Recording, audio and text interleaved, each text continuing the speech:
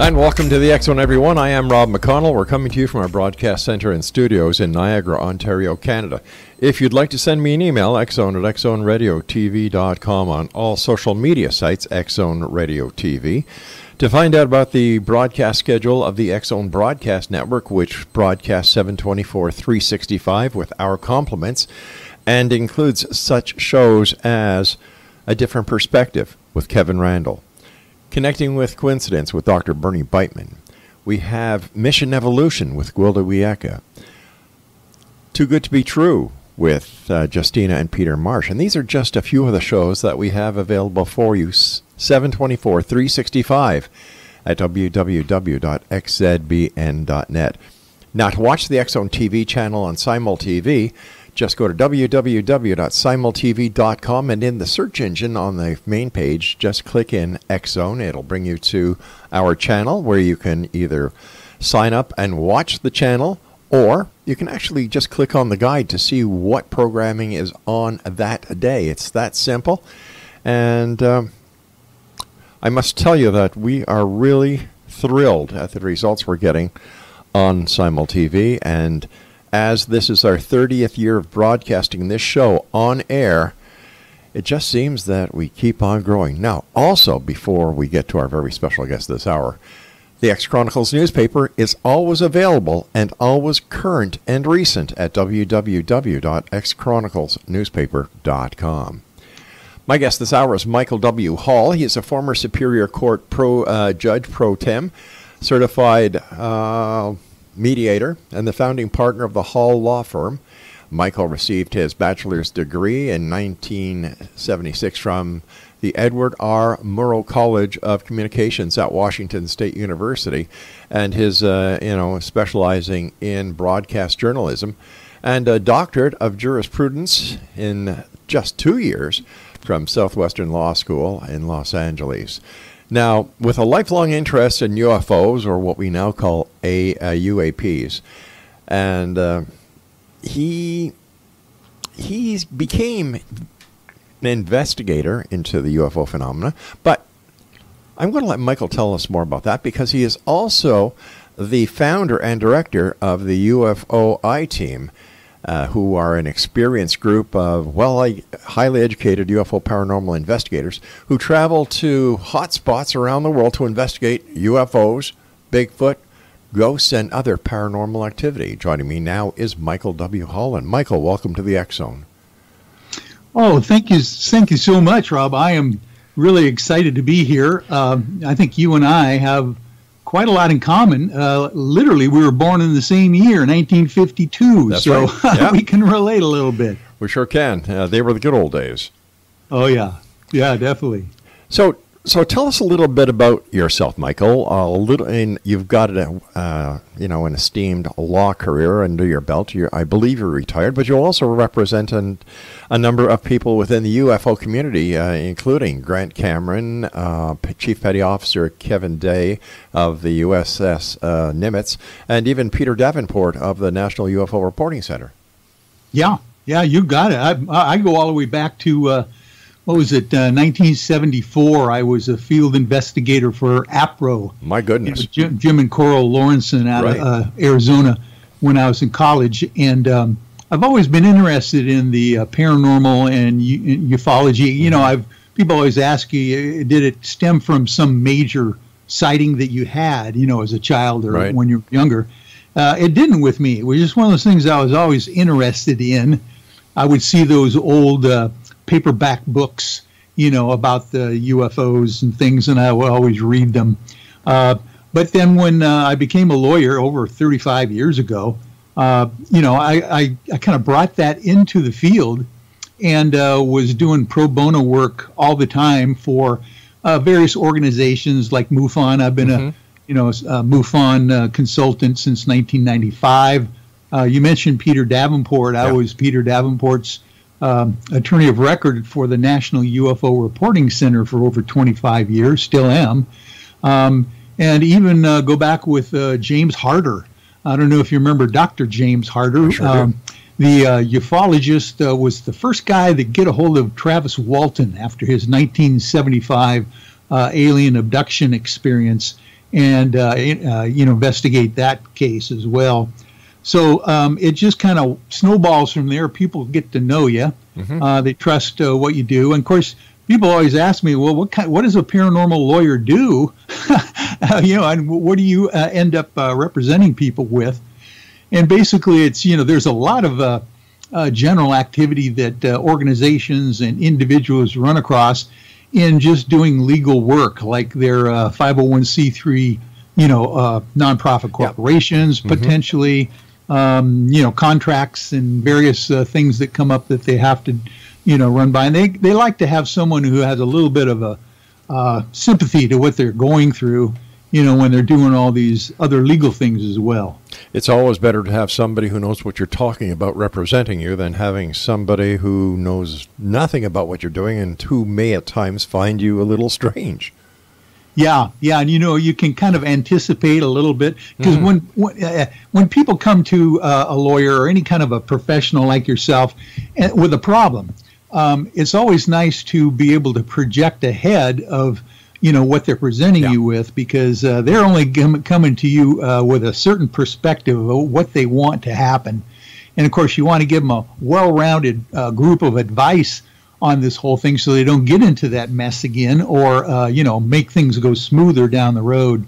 So I try to bring that onto the table when we're dealing with other organizations and investigations, especially when you're dealing with private property, when you're dealing with government organizations, and those kinds of things. You got to kind of keep an eye out for your client. That's right. And it's, once again, you need to have somebody on board who knows what you're doing and how the law applies to something that you may want to do, and to have your best interest at heart. Yeah. No, you got it. Here's a great example for that, Rob, is that, there's a lot of people that like to go ghost hunting and investigating. And I always try to remind a lot of my ghoster groups out there that, if you're going on private property or property where you need to get some permission ahead of time, or you need to have a contract with the property owner or potential people that are going to be involved in the investigation, you might want to have something in writing ahead of time, just to make sure that you're not going to run into a problem halfway through your investigation that you didn't anticipate at that time. So lots of different things pop up. So have you seen a UFO since you started being a UFO investigator? Oh, yeah. You have? I have. Matter of fact, people would ask me, what's your experience in sighting? What's your experience? And of course, I would always say, well, like anybody else, you always see these unique lights in the night sky. Potentially, even during the daytime, you might see something that's a little bit anomalous and unexplainable. But gosh, ever since I think about 2012, it all opened up for me as far as an actual personal sighting of something that was quite unique. And if we've got time for maybe a 5-minute overview, I can give you that sighting report that I had. Sure. Why don't we do this when we come back from a commercial break that we have to take in about a minute from now? But right now, let our listeners know how they can find out more about the work that you and your UFOiTeam do. Wonderful. Yeah, you can always find us on YouTube at UFOiTeam, and that's what we do, is we spell that with a lowercase I in the middle of capital letters with UFO and team. So UFOiTeam on YouTube and Facebook. We have a massive Facebook page with lots of video and of anomalous objects and various technical gear that we use out in the field. All right, stand by. You and I will be back on the other side of this short commercial break. And Exonation, once again, my guest is Michael W. Hall. And as Michael was telling you, if you'd like to find out more information about Michael, who is known as the Paranormal Lawyer, and his UFOiTeam, visit their website at www.ufoiteam.com. This is the X Zone, a place where people dare to believe and dare to be heard. It's a place where fact is fiction and fiction is reality. And the X Zone comes to you Monday through Friday from 10 p.m. Eastern until 2 a.m. Eastern, right here on the X-Zone Broadcast Network from our studios in Niagara, Ontario, Canada. If you'd like to send me an email, it's very simple. The same email address for the past 30 years, xzone@xzoneradiotv.com. We'll be back on the other side of this short break. Don't go away.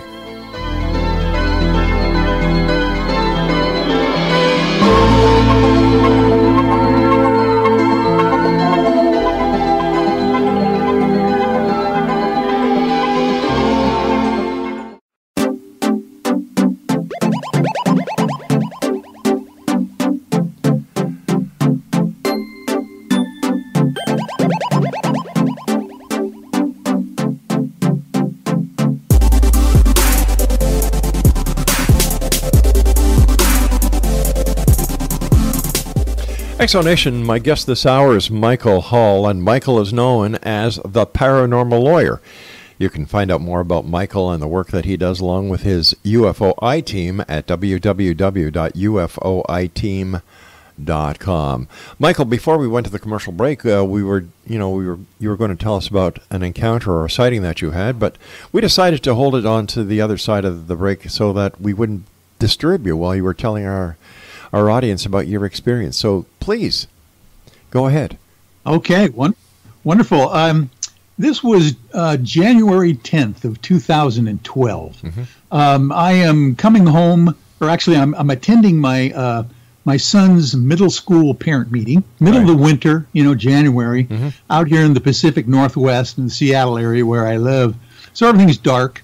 I get to the meeting, about 6:45, and sign in on the parent sign-in sheet like we normally do.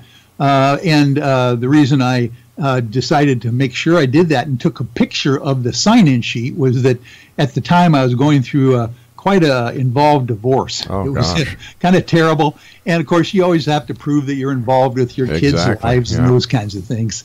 So meeting starts at 7 o'clock, goes an hour and a half, and is over at about 8:30. And fortunately, I live about 4 minutes away from the school. So I'm jumping in my car, driving home, get out in front of my house, and lo and behold, there was a beautiful full moon that night. Very clear, no stars, no clouds, just a beautiful moon hovering over my house. And so I decided, for some reason, to take a picture of it with my iPhone 6S. And, of course, everybody knows that if you're taking a photo of the moon, it's not going to be very impressive. Mm-hmm. But I decided to do it anyway, and I took 2 photographs, 1 second apart. I didn't think anything of it and went inside the house for the evening. In the morning at my office, the first thing I do is plug my phone into my laptop to keep it charged up during the day. And when I do that, it prompts me, do I want to download to the computer the new pictures that I took in the interim? And they always, prompt you to do that. So I do that and click it. When suddenly those 2 photographs, or at least the first one, became much bigger on my laptop screen than on my phone. And I noted on there that there was a strange red dot hovering above my house and below the moon. And I'm going, what the heck is that? Because I wouldn't recognize any street light that would match that, or anything in my neighborhood that would match that light. So I try to speed this up and make a long story short. I put it through some enhancement app that I have called Aviary, by the way. Really cool free app. You can throw your photos on there, and it will lighten it up or do whatever you need. And all of a sudden, there seems to be a structure, a triangular structure, hovering, in the around this red dot. The dot seems to be in the middle of a kind of not an equilateral triangle. This would be an isosceles triangle, equal on both ends, but slimmer, almost like a lava lamp shape, hovering below the moon and above my house. And so now I'm really freaking out, going, what the heck is this? So I go to my camera roll real quick, and I go, well, something's got to be wrong here, and I look at my camera roll, and to my great surprise, all of a sudden I realized that that photo that I took of the sign-in sheet for the parent meeting the night before seems to be the last photograph on my camera roll. which it shouldn't have been, because that was what I did first before I went home after the meeting, and then took these 2 pictures of the moon. So then I get real curious, and I start figuring out that if I download these photos to my laptop and I right-click on the images, there's a whole lot of metadata that you can see about your photographs. It will tell you what time of day they were taken, what direction, and GPS coordinates that your photographs are taken. The long story short is that these photographs, the 2 photographs of the structure below the moon, seem to have been taken 17 hours earlier than I thought they were taken when I came home that night. I thought it was about 8:37 p.m. or so, but the metadata on the thing says they were taken at 3:37 a.m. on the same day of January 10th, 2012. Now, here's the deal. I'm not doing anything at 3:37 in the morning. I have sleep apnea. I have a CPAP machine I sleep with. My phone is on next to my bedstand all night long, and there's no way I would have been taking any photographs at that time, right, as far as I know, let alone have this thing look like literally some kind of a craft hovering below the moon. So anyway, that's my strange story. There's a whole lot of details and corroboration to go along with that, because, as you know, I'm an attorney. I've got this left brain and right brain thing fighting each other, and I always want to have analytical proof of anything that I talk about. I love stories. I love anecdotal stories of people citing reports, but I literally have some interesting data to back up this claim that I'm making. So I don't know what the heck happened yet on that photograph, and I'm still looking into that. I've done at least one hypnosis regression that said some strange things were going on, but I'm still trying to figure it out. Tell us about Grant Cameron's the Admiral Wilson UFO smoking gun memo. Oh, I tell you what, Rob, this is, I predict that in the future, after disclosure happens, after things really kind of, become well known as far as the general public of the reality of, the extraterrestrial presence on the planet, right? That this memo is going to be thought of as the turning point in history on our planet. I can't say too much about this thing.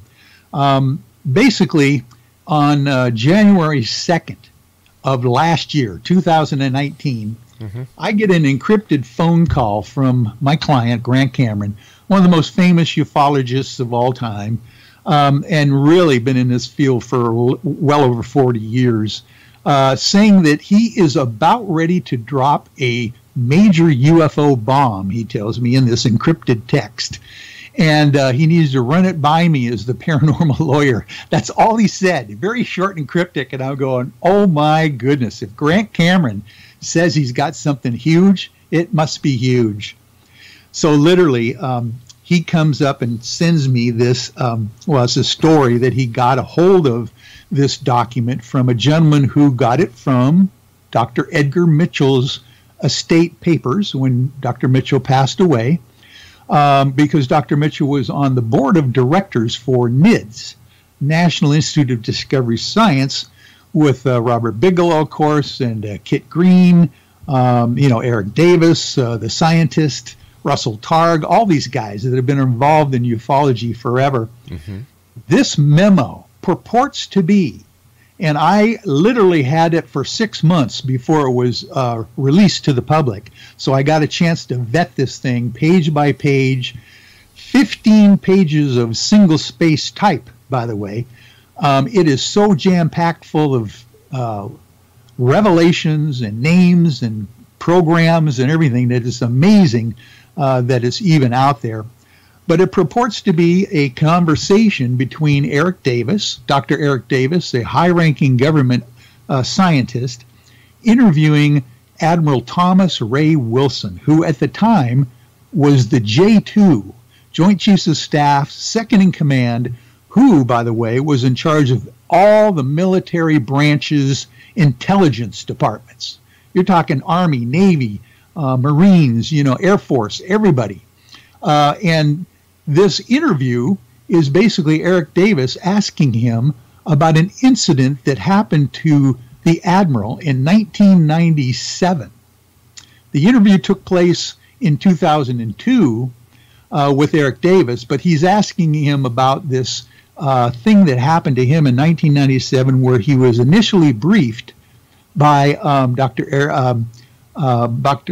Stephen Greer and Edgar Mitchell and a couple of other naval officers who were in the know and wanted the Admiral to realize there are some black projects going on that he had nothing, that he did not know about, he probably should know about.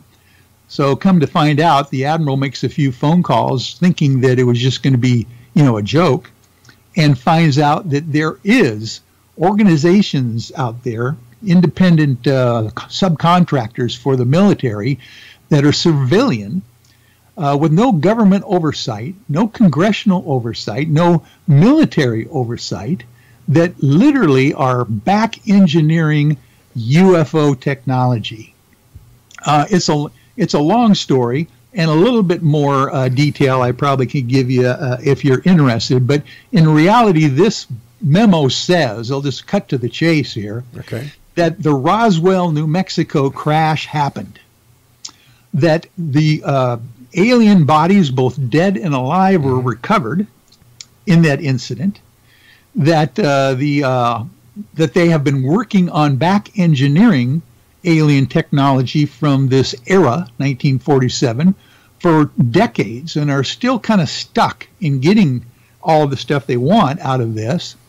But there is a portion of the memo that says they have a working craft that can travel through interstellar space in our atmosphere. Listen, we've got to take a fast commercial break. Don't go away. We'll be right back with our guest, Michael Hall.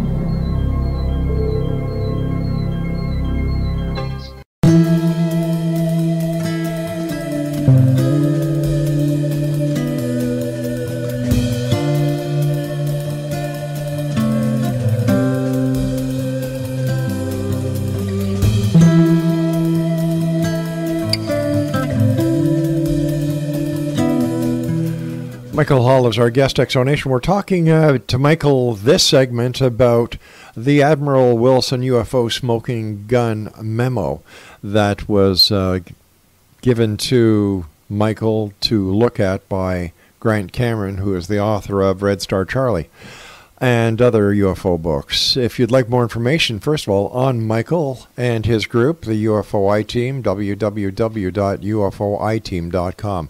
Michael, continue this very fascinating story. Okay, thank you for that. I'll tell you what, this memo is so action-packed. I literally was breaking out in a sweat when I was reading this for the very first time. Grant Cameron told me that he went ashen when he first saw it, because he knows these names that are listed in this document, and he knows the programs that are also mentioned as well. But I was kind of recapping what the document actually says. It basically says that they are in possession, the military now is in possession of a working craft that's interstellar in capability, and also travels through our atmosphere. It can travel underwater as well, and get this, through dimensions is what it mentions in this document.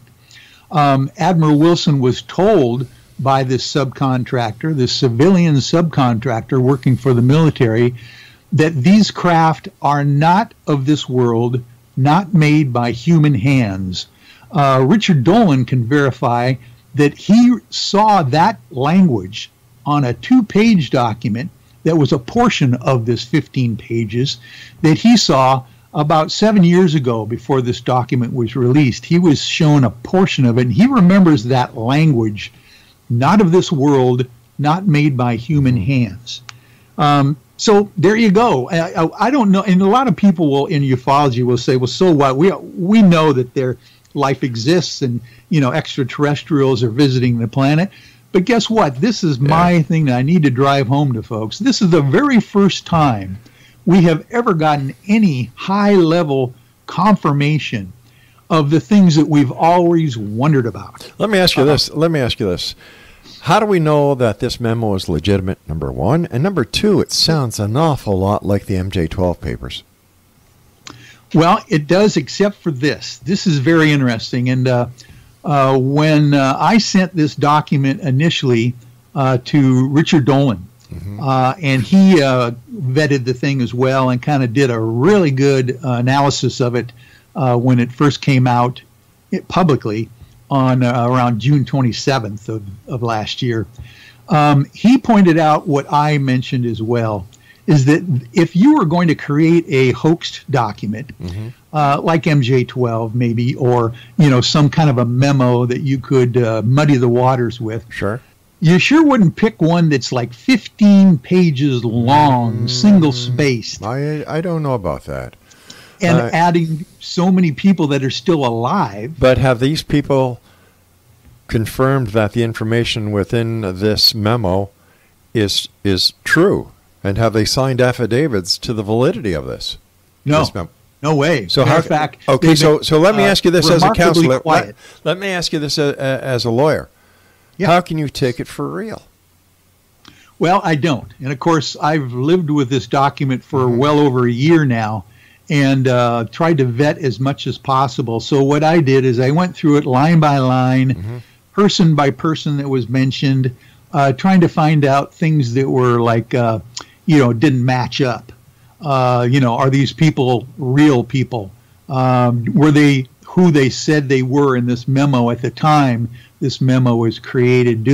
Were they in charge of this certain program, in the military, that kind of thing? All those things checked out. But was the information in the memo as to who these people were, what their position was at the time, was this public knowledge? Could somebody find out this information on the internet? Yeah. I mean, there were certain, people in special access programs that you would know would be, certain programs that they were running for sure. But Grant Cameron points out as well is that there's a couple of people in there that most of general public would not even connect with UFOs or ufology. But somebody who's into the UFO community and has knowledge that the John Q. public would not have would be able to put all this together. Yeah, that's true. That's true. So it is, it's a conundrum for sure. You also investigate other things. I was interested to see, besides UFOs, you and your I-team also investigate Bigfoot and ghosts and other aspects of the paranormal. Yeah, we have, a good 15, 20 people in our group that are, of course, have different expertise and interests in the paranormal. We've got a couple hypnotherapists. Right. One of them is certified through the Dolores Cannon's School of Investigation. We've got some psychics. We've got some people that are heavily into the Bigfoot thing. Matter of fact, one of our good friends out here in the Pacific Northwest is Ron Moorhead, who is famous for the recording of the Sierra Sounds Bigfoot recordings. So we typically will, go to a location, for instance, like Mount Adams down in south central Washington State, and we'll do a double duty thing where we'll do our sky watches for UFOs with our technical equipment and gear, and we'll also do the Sasquatch, kind of investigation as well.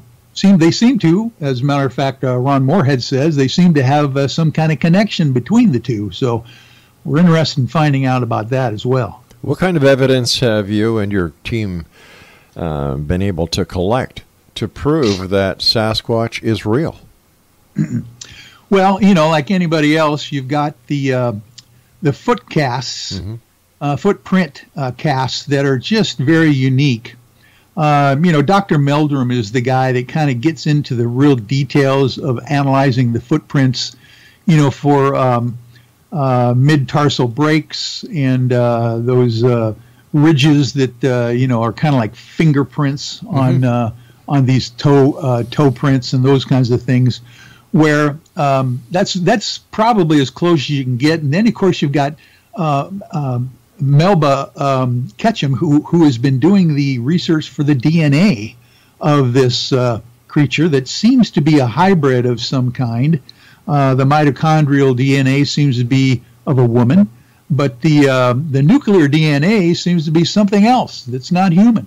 So, there's just a lot of questions. There's, of course, anecdotal evidence of people, seeing these things, and there's also fuzzy video. But, there's enough of that out there you run across when you're in the field with pretty credible folks, including law enforcement personnel, that would be telling you that there's something to this. What kind of equipment do you use when you and your UFOiTeam go out to Skywatch? Well, thanks for asking, because I tell you what, I think we are on the cutting edge of that whole idea of recording video data and different kinds of scientific data as far as proving anomalous objects and showing what we have up on our Facebook page and YouTube pages at UFOiTeam. We try to share all of that. We have night vision cameras. We have FLIR photography. We have stop action photography. We have a gentleman. We have two real technical guys on our team. One of them is named Lee Strauss. He's our mountain man camera guy that will schlep a whole group of cameras up to 15,000 feet and set up there all night long.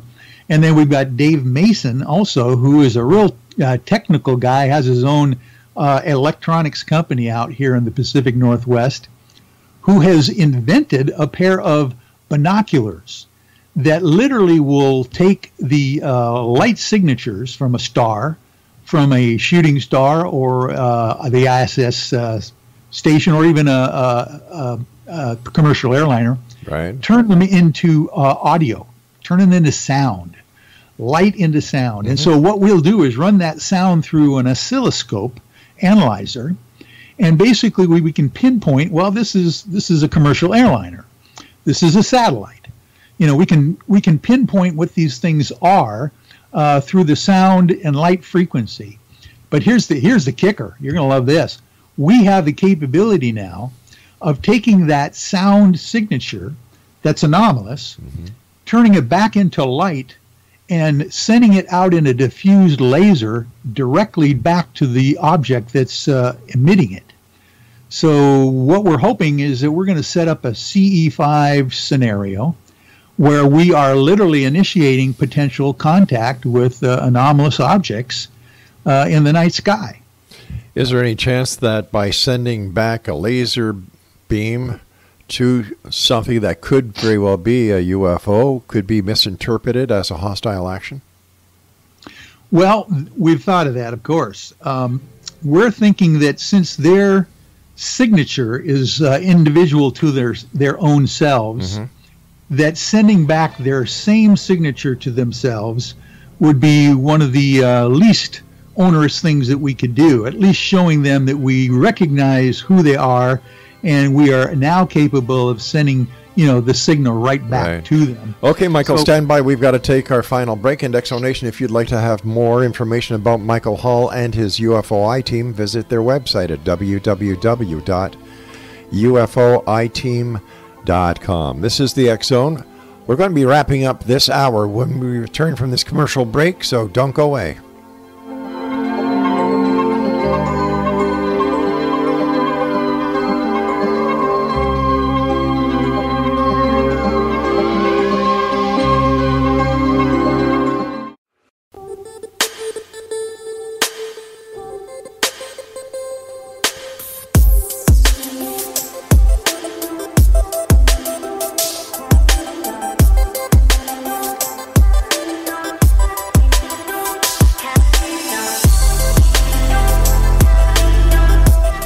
Exonation, Michael Hall is our special guest. His website is UFOiTeam.com. And first of all, Michael, thanks so much for joining us. It's been a great pleasure. We'll have to have you back on again because I'm sure you've got plenty more stories that you can share with our listeners.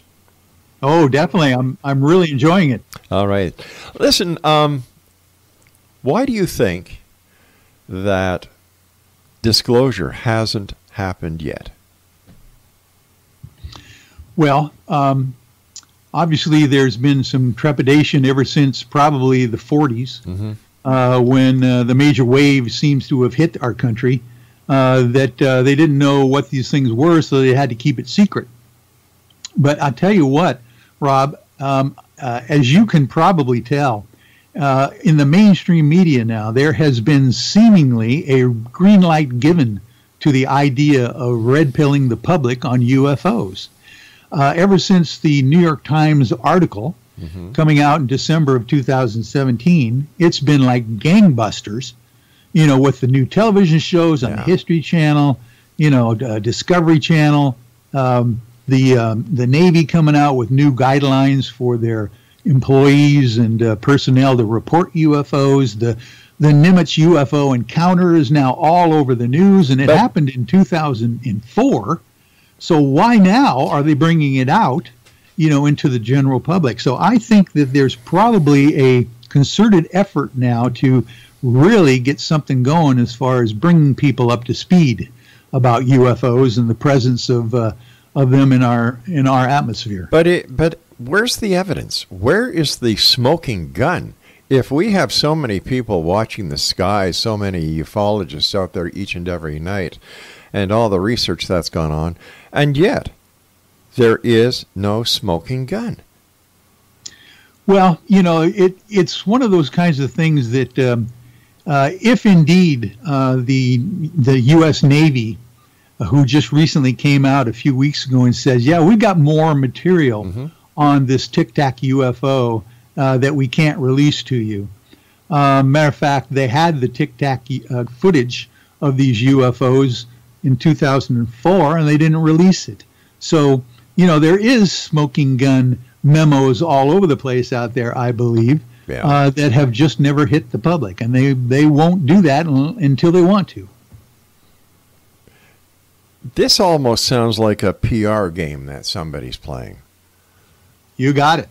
It's something something just doesn't seem right about the entire thing. We know, for example, that the military has been working with hyperspace vehicles for years now. I remember when the Aurora was first discovered, people thought that it was a UFO. I remember the Pegasus launches that NASA was doing off the coast of Florida in the Gulf. People thought they were UFO, and it caused a big thing. Yes, when the X-Files came out, my goodness, the UFO sightings soared, and with all the hype and hoopla that is being done with TTSA, once again, we're seeing a spike. But where is the proof? Well, I tell you what, if anyone told me in the beginning of last year, 2019, that these things would be coming out, in the mainstream media on Fox News, the government is talking about a space force and all that kind of stuff going on, I would have been agog at that point that stuff would be happening so quickly this last year. So I just have the feeling that we're poised on something big that's going to be coming down the road in 2020 because of all the productions that I know that are in the works for instance, Unidentified, the television series, their second season, and those kinds of things that are coming down the road. Well, the only reason they're coming down the road is because there are people out there who want to watch it. And they have to be sensationalized or the people won't watch it. You know as well as I do, because you took journalism and broadcasting, that the media is an entertainment venue. Reality is very rare when it comes to the media. And if it don't bleed, it don't lead. And the media is driven by dollars that they can get from advertisers. So with all the interest in UFOs, ghost hauntings, things that go bump in the night, sure they'll continue until the market is so saturated that it will fizzle out. So with everything that is going on, I think that the media is doing more harm than good by putting so much programming on that is sheer speculation. Because nowhere, not one of these shows, and even with the reporting of the Tic Tac, can anybody say without any hesitation, based on fact and proof, that these are real UFOs from other planets. No, you're right there. But one example of the switch in attitude seems to be Dr. Michio Kaku. Yeah. This last summer just came out with this revolutionary statement for him and for any other scientist that now the preponderance of the evidence is that UFOs exist, and now it is up to the military and or the government to prove otherwise, that they do not exist. He believes the preponderance of the evidence shows now, scientifically, with the the flight characteristics and everything of these military things that they've cited, that these things are real. So you wonder why they're coming out now with all of these shows, and why didn't they do that a decade ago? For some reason, something's coming down the road soon, I think. You want my opinion? Sure. It's because digital effects are a lot easier to create now than they were a decade ago. Well, that's probably true. Yeah. But I tell you what, coming from 80,000 feet down to the surface of the ocean in 0.78 seconds, less than 1 second, is hypersonic speeds that no one can duplicate, not even with CGI. All right, let me ask you this. If this Tic Tac was in fact from another planet, how come it wasn't picked up by the radar systems that scour the outer space rims of planet Earth? The defense system. How come nobody picked it up? You know, that's a good question. The only thing that I can think of is that the Spy 1 radar system that was on the Nimitz, or actually was on the Princeton, which is in the Nimitz carrier group at the time, was brand new. It just rolled out. Something new that they'd never had before. And that's when they started picking up these flights of 5 and 10 of these tic-tac shape objects coming from Catalina Island area down south into Mexico. It's very possible we just didn't have the technical ability, because even in the FA-18 jets, they couldn't lock onto these things. They didn't show up on the radar of the jets that were in the vicinity when they were even chasing them. But is it also possible that these Tic Tacs are terrestrial craft, experimental craft, deliberately given instructions to see if the aircraft carrier group that included the Nimitz could actually pick them up, and how the pilots would react? Well, I think that's a slim possibility. I've always thought of that. But the experts that are talking about this say that if it is technology that is well beyond anything that we could possibly think of, with the idea of this hypersonic speeds. They can change directions instantly without any inertia problems, those kinds of things. So anybody that's looked at the flight characteristics say that there's nothing on Earth that we know of anyway that can do that. I think the key in that entire sentence is that we know of, because I'm sure that we're not privy to even 50% of what the military is up to. Yeah, I agree with you there for sure.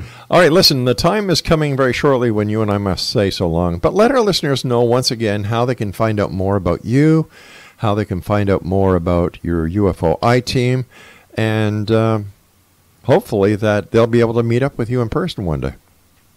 Oh, I'd love to have them do that, and they can always follow us on Facebook as well. We have periodic meetings on there that anybody can join, but it's UFOiTeam on Facebook and on YouTube, and they can just Google us at UFOiTeam.com. So what do you and your team have planned for the very near future? And we've got about a minute left.